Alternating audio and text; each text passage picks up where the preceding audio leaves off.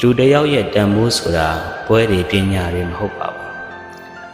စာနာတတ်တဲ့နှလုံးသားကိုညီတတ်တဲ့လက်တစ်စုံအကောင်းမြင်တတ်တဲ့မျက်လုံးတစ်စုံကသာလူတယောက်ရဲ့တန်ဖိုးပါအသက်တွေကြီးလာမှ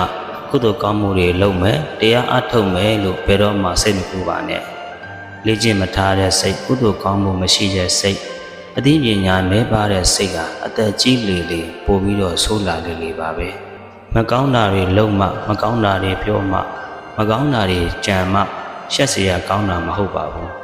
ကုသိုလ်ကောင်းမှုတွေကိုကောင်းမှန်းသိပါလျက်နဲ့အကျိုးကြီးမှန်းသိပါလျက်နဲ့မလုပ်ဘဲနေရင်လည်းပဲရှက်เสียကောင်းပါတယ်ကိုယ့်အပေါ်မကောင်းတဲ့သူကိုအနိုင်ယူခြင်းနဲ့ဆိုရင်မြတ်စွာဘုရားကသူ့အပေါ်ကိုကောင်းခြင်းဖြစ်တာအနိုင်ယူပါတဲ့အနိုင်ယူမိမမားစေနဲ့ကိုယ့်အပေါ်ကိုမကောင်းတဲ့သူကိုအနိုင်ယူခြင်းနဲ့ဆိုရင်မြတ်စွာဘုရားက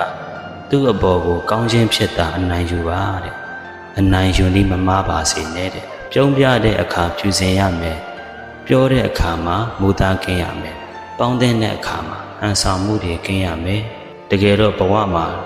ရလာတယ်ဆိုတာလှူခဲ့လို့ပါခိုးခဲ့တယ်ပြန်ပြီးတော့အစိုးရကြုံလာတယ်ဆိုတာကလည်းပဲကိုခိုးခဲ့ဘူးလို့ခိုးခံရတာပါမိမိပြုသည်များကံမိမိထံပြန်လာမယ်